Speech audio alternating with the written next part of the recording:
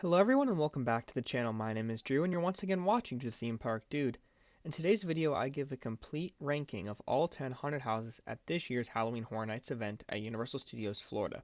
Before I begin, we'll have you hit that subscribe button as well as the like button to support the channel. Now, off to the video. Quick disclaimer before I get into the rankings. The event is already over also, so at the time this video is coming out it's already like a couple weeks into November. I apologize for that. I just was like super busy at the end of October and earlier this month, but I'm glad to finally get this video out for all of you. But going back to the disclaimer, the house rankings do not reflect the performance of the scare actors, as I believe everyone did an amazing job this year. And also, these are my opinions, not the right opinions. So comment down below your rankings on this year's Halloween Horror Nights houses. In last place, we have the Museum Deadly Exhibits. Now, this house I was highly looking forward to, and it was super high up on my anticipation list. I even got to do this house early with the lights on the first day of the behind the scenes tours when they offered them. And I really like this house. Lots of great details. It's just when it actually was time to experience this house in, the event, it definitely, compared to the other ones on this list, I think it's the weakest this year. But I'm not saying it's a bad house. Honestly, every single house this year I actually did enjoy, at least in one of my walkthroughs, and I still thought they were good and solid. But this one just didn't feel up to par with the rest. It felt very repetitive as well. Like there was a goblin section, which you can tell was just reused from the goblin's house. There was this weird room with the guy painted on the wall that you could kind of clearly see. The scares in this house weren't the best, but that's not because of the scare actors, that's just the placements. There was this funny scare in the beginning where this guy's literally a desk that's coming alive, and I thought that was very creative. The costuming in this house was also pretty well done. There's this really cool Viking section, which is reused from the Viking Scares in 2019. It was still a very fun house, but definitely not my favorite. Now, moving on to number 9, we have Universal Monsters Eternal Bloodlines. This is the 4th Universal Monsters house, or I guess 5th, since 2019, and when they did Classic Monsters, and this house brings back the Bride of Frankenstein Lives characters, as well as a new character named Saskia Van Helsing, the daughter of Van Helsing. And basically, you just go on a journey where they're being hunted by all these other monsters, and it was kind of confusing. The sets were alright. It was in one of the new Sprawling tents, so they had larger set pieces. The scare actors did a great job. I thought it was pretty scary, not too scary, but decently. And it was just kind of, a nice house. Just the story was kind of all over the place, and I really don't think it was super clear. Just because, there's a scare, spoiler alert, at the end, Saskia dies. But if you miss the scare where one of the brides of Dracula, or I guess Dracula's daughter, is holding up her head, you kind of miss that entirely. So it's just something like that. I just didn't, I didn't even get that scare, so I had to go back and watch a YouTube video to really understand the story for this one. But Universal Monsters Eternal Bloodlines, it just had so much coming off of, my favorite houses of the previous 2 years were both Monsters houses, with Legends Collide in 2022 and Universal Monsters Unmasked in 2023. So this house just was very highly anticipated for me. Thought it would be awesome, and it still was great, but it wasn't up to par with the previous Universal Monsters houses. Now, number 8, we have Triplets of Terror. This is an original house that I actually also got to do the early tour with. Now, this house was my least anticipated. Did not, it still is on number 8, so it obviously wasn't the best house this year, but it definitely did surprise me in terms of, scares, because, the sets alone just didn't really feel too creative. It was just like a little town, and, these serial killers. It was this cool podcast room that I thought was really creative, and the way they tell the story, and how there's a time jump after the first scene, because it's like an origin story, and then you jumped 30 years in the future, and how they always do the murders on the same day every 10 years, I think is what it was, and just happened to line up with HHN33. So maybe we'll see them again in 10 years, who knows. But this was definitely the gory house, which I'm always never a huge fan of, just because that's not why I go to the event. I go to the event for sets and scares, not to see gore, so, But Triplets of Terror, it was fun, but nothing too crazy. Number 7, we have Mare Sweet's Candy Factory. Now, this house was also very surprising for me, and it was a very fun house. I think this and Goblins are the 2 comedy houses this year, and this is definitely the best house located in the Fast and Furious tent, which is notoriously known for having the weakest house with Chucky and Blumhouse previously. It's just not a great location. But this year they only put the outside portion, because normally in this location half of it's in the back, I guess, Fast and Furious extended queue, and then the other half is in a tent in between the show building and the queue building for the ride. Like I said, this was the comedy house, so it wasn't scary, but there was guest activated triggers in there, which are just buttons you can press and it like shoots water or smoke at the person behind you or plays a loud noise. So that was kind of funny, but yeah, nothing too crazy with this one. Pretty basic story. You're just going through a candy factory with people that ate candy trying to kill you, and you see Mayor Sweets and a few of the other characters from the Scare Zone, and it was just a lot of fun. Like I said, it's just, this was a fun house and a good break from some more of the intense houses. Now, going to number 6, we have, I guess, the first real intellectual property house, and that is A Quiet Place. Now, this house was probably my number one most anticipated, or number 2, and it definitely did not meet those expectations, but it still was a very good house. From here forward, I would say there's a pretty big gap between Mayor Sweets and A Quiet Place. This one, I really did enjoy, I guess, the uniqueness of it because it was quiet. There was no background music. The only noise that you would hear in this house was either from those giant, I guess, death angels, or what they call them, like the big creatures, or from scare actors like hitting a bell or something to try to trigger one of the monsters. There was no music. So I just thought that was really cool. Because like in the beginning there's like this pitch black hallway and you literally hear nothing, and then all of a sudden you just hear like the grass kind of move because you're going through, like, I guess, in front of a farm, like a hedge maze kind of thing, and one of those giant creatures comes at you. So that's pretty cool. And the way that they do the creatures is really neat because they're either puppets or animatronics, and that's just something you don't really see that much anymore. So this house definitely had a very high budget, and the puppets got right up in your face. This house definitely was pretty intense, I think, at times. The finale was really cool because it takes you through both films. So if you know what happens in the movies, you kind of get like a good, like, the first movie's over and then you kind of go down this hallway and then you go into the second movie. So I just thought it was really creative in that terms, how like they divided it up. A lot of fun. This house I got to do 3 times. Twice was actually back to back at 1:50 in the morning. So I was like the only person in this house.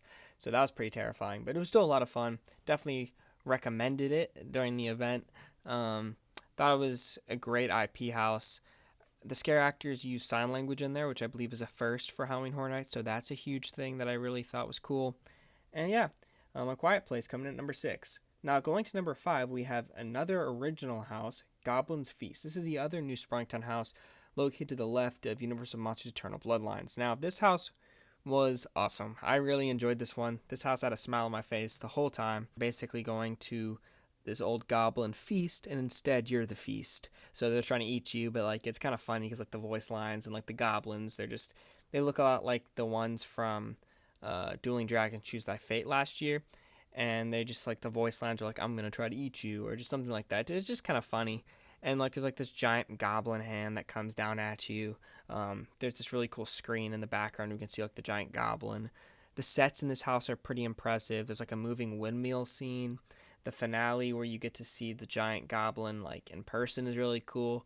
The scares are not. It's not a scary house. I would definitely say this is the least scariest house this year. And this would be the one to do first, or if you've never done a Horror Nights house before. Just a lot of fun though, and great sets. And yeah, definitely recommended it. Now, number 4, we have Slaughter Cinema 2. Now, I would say there's another decent gap between Goblin's Feast and Slaughter Cinema 2. But Slaughter Cinema 2, I never got to do the original, which I believe was in 2018. But this one was cool. I know it was all new movies. This was the last house on that 3-house behind the scenes tour I got to do. So I also kind of knew like where a lot of the scares were. So, that definitely probably impacted it. But yeah, like the set pieces in here were really impressive, and this is how you do a Sprungtown house because it's spread out, and I guess the story just fit being a local movie theater instead of a big museum, so that's why this kind of worked. But yeah, you're just going scene by scene through all these different concepts, and a lot have been rumored for a while to be individual houses, such as like the Mardi Gras Murders. That was a house that people have been wanting for years, and I think that was just a teaser. I would not be surprised if we see that next year or in a couple years at the event. They had a nod to Jaws with like this giant shark puppet. They had these like rock and roll skeleton people. That was really cool. It was a really, they had like this like alien and robot kind of scene. It was just these like random original horror concepts and filled with so many Easter eggs. There's more than, you gotta watch a video POV online of it. This is a fan favorite for Horror Nights. I really did think it had consistently one of the longer lines and probably the longest for an original house. it was always over an hour every time I'd walk by it, even at like 1 a.m. So, yeah, Slaughter Cinema 2 was a huge hit. Let's hope we get a third one, complete the trilogy in a few years. Now it's time to get into the top 3 houses at this year's event. Coming in at number 3, we have Ghostbusters Frozen Empire. The house with obviously the highest budget, had huge sets, had tons of scares, really immersive environments. This was an incredible house. Now, obviously, it's Ghostbusters, so it's not going to be the scariest house, and that's probably the only reason why it's not number 2 or number 1. But this by far had the best sets, had the best sound design, had the best visual effects. It just This house was incredible. It really pushed Universal Creative to what they can do with a haunted house. There's this scene where you see the firehouse and it slowly freezes over with projection mapping, and they have like a full-scale firehouse facade. And then they have the villain from the Frozen Empire film, Garaka, come out on stilts, and they have all these different characters you see from the movie shooting at it with the proton packs and the fire dude, and you can see on the wall like the fire coming at him. It's they really use the environment for this house, and I really do feel like it is one of the best set designs we've ever seen for a Horror Nights haunted house. This house, definitely as a Ghostbusters fan, exceeded all of my expectations. Now, coming into number 2, we have Monstros, the Monsters of Latin America. Now, if you saw my Horror Nights vlog that released a couple weeks ago, then these top 2, I guess, were already spoiled in that video, but here's like the kind of reason why. Now, Monstros was my number 1 most anticipated house. I never got to experience the one in Hollywood. I was super jealous. It looked awesome. Great scares. Just overall an incredible house. And when it was announced to be coming to Orlando, I was super excited because I knew with the Orlando budget, since Orlando's normally given a larger budget than Hollywood, I guess more space being in a soundstage than instead of like a little tent, this house could potentially be an all-timer. And for me, it was. This is going to be in my top 5 haunted houses at Horror Nights of all time. This was at least for the past 5 years that I've been going to the events of 2019. These actors were very aggressive. I did this house at 1:58 in the morning one of my nights, and it was just me and my friend in this house, and we got terrified. They would get right up in your face. The guy on the stilts would like come swiping down right in front of you. They were peeking over the walls. This was a very intense house. Now, not as intense as number 1, which I will get to in a second as being the most scariest haunted house I've ever done in my life.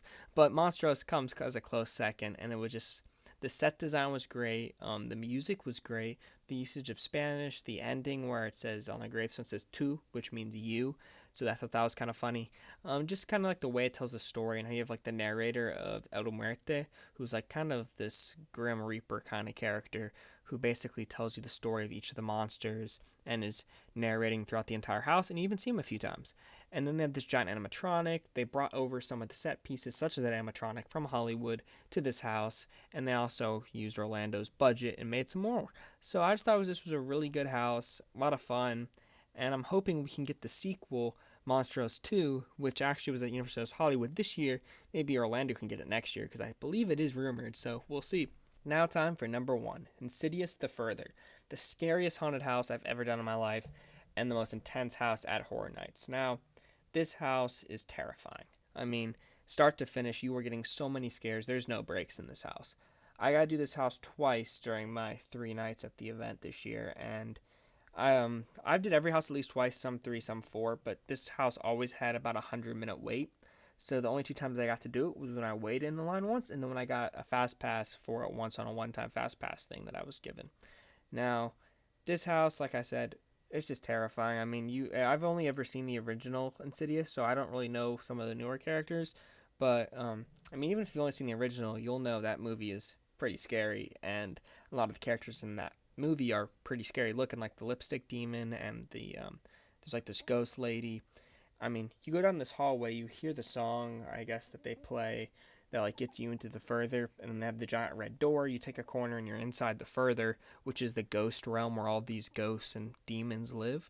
You see the house from the movie, and it's this huge scale house, and you go through, and basically you go through each of the main ghosts kind of part like from the film series, and then you end in the red curtain room with the lipstick demon while they're playing the Tulip song that he plays on the piano in the movie. So I thought that was really cool, but very terrifying because you go through these red curtains, you don't know where the curtains kind of open up or break. So, I mean, some break super low on the ground, some super high up, some at eye level. So it's just really scary. And apparently, there's only 3 actors in that room, but I got at least 7 to 8 scares when I was going through it. So they're running all over the place. They were able to have the set pieces, they were able to have the scares, the effects. This was all around an incredible haunted house. But overall, Halloween Horror Nights this year is an awesome year. I mean, there isn't a bad house. There's definitely houses like I prefer more. But I want to hear your opinions on this year's event. Comment down below because I did hear some mixed things this year. It obviously wasn't the best event, but I really do think the houses were strong, and I really do think Universal Creative did a good job, and all the scare actors and everyone who brought this event to life. Congratulations on another successful year of Halloween Horror Nights. I cannot wait for 2025 because I will be going to that event several nights as well. And yeah, thanks again for watching. Have a great day, everyone. See ya. Bye.